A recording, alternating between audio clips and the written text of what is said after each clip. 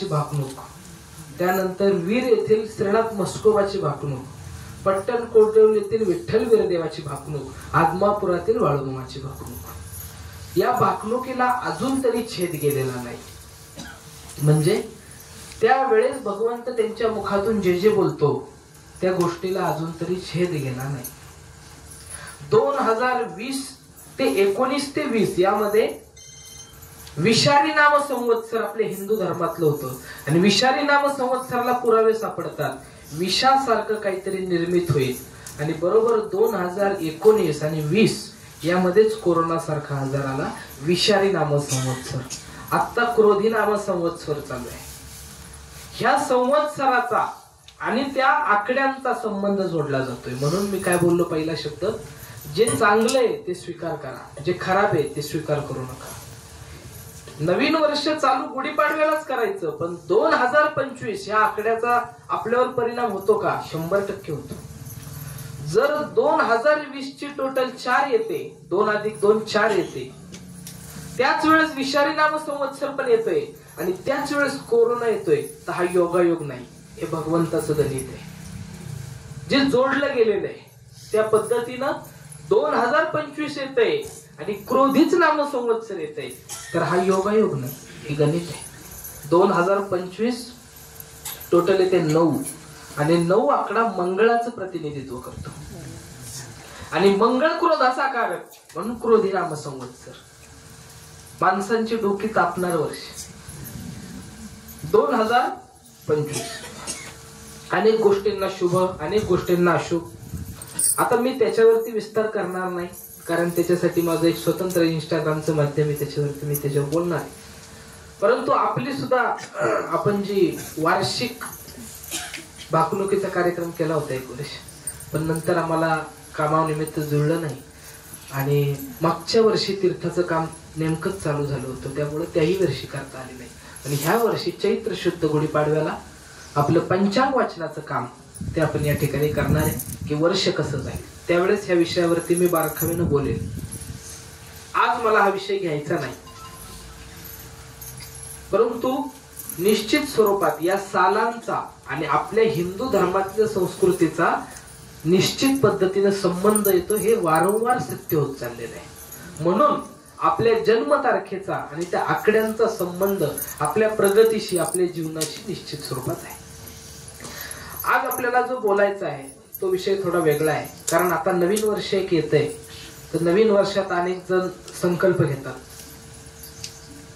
संकल्प घेतात, कोणी घेतं मी पाव खाणार नाही, ते जी शर्यत शेवटी जिंकते। गोष्ट खूप छोटी आहे पण शिकण्यासारखं भयंकर आहे गोष्ट। कुठलाही संकल्प करताना निश्चित करावा, चांगल्या गोष्टीचे संकल्प करावेत, पण ते करताना आरंभशूर असू नये। आपल्याला आरंभशूर म्हणतात लोक, मराठ्याला आरंभशूर लोक। आरंभ करताना शूरत्वाने आणि नंतर त्यातला इंटरेस्ट पळून धापा खाऊन दमू नका। तसं जर दमला तर तुमच्या पळण्याला काहीच गणित राहत नाही। म्हणून प्रत्येक देवळाच्या बाहेर काय हो, ससा आहे का कुठं? माझ्या तरी पाहण्यात नाही, तुमच्या एखाद्या देवाच्या असेल तर ससा कुठंच नाही, सगळीकडे काय आहे? कासव। कासवामध्ये गुण लक्षात घेऊन देवानं कुर्म अवतार घेतलाय, देवानं विष्णूनही तो अवतार घ्यावा लागलाय, घेतलाय आणि प्रत्येक मंदिरात त्याला स्थान दिले। कशासाठी दिले? कासवाच्या अंगीचे गुण लक्षात घेतले। सगळ्यात महत्वाचा कासवाचा गुण माहितीये तुम्हाला? नम्रता। कासवाची मान जी ती नेहमी खाली असते आणि परिणामानुसार ते लवचिक आहे, म्हणजे कधी ते मान आत ओढून घेतं तर कधी वर डोकावून सुद्धा बघतं। म्हणजे मान खाली घालतोय म्हणजे तो एकदम अपमानास्पद प्राणी असं नाही, मान वर करण्याचं सामर्थ्य त्याच्यात आहे, पण सगळ्यात मोठा गुण आहे त्याच्यात लीनता। तुम्हाला सांगायचं आहे, कालच आम्ही नरसोबाच्या वाडीला गेलतो, तसं काल पौष शुद्ध द्वितीया दत्त महाराजांचे दुसरे अवतार नरसिंह सरस्वती यांचा जन्मदिन काल, तर कीर्तन बुवांचं चाललं होतं। या ठिकाणी गुंतवणूक करेल, या त्याच्यावर अभ्यास करतात की महाराज मोहिमेला का निवडायचे अष्टमी अमावस्या, अष्टमीच आणि अमावस्या, सप्तमी पासून अमावस्या पर्यंतच महाराजांच्या सगळ्या मोहिमे आहेत. बारीक अभ्यास करा. कारण शत्रूला महाराजांनी कधीच कमी लेखलं नाही. ती चूक आपण करतो. महाराजांनी शत्रूला कधीच कमी लेखलं नाही. अहंकारानं अंबाव. 2 मिनिटात समजून सांग. अहंकार ठीक आहे, अहम भाव अतिशय विचित्र आहे. तो बर्बाद करतो माणसाला. फरक खूप छोटा आहे पण कळून घ्या. अहंकाराचं उदाहरण नवनाथ भक्तिसार ग्रंथातलं देतो, लक्षात लगेच येईल. अनेक जणांना भूत लागतात. आता माझ्याकडे येतात बरेच जण भूत काढायला. काढतो मी भूत. तर भूतांचं कसं असतंय, कुठल्याच भूताला तुम्ही जाळू शकत नाही. ऑलरेडी जळलेले. त्यानं काय जाळता?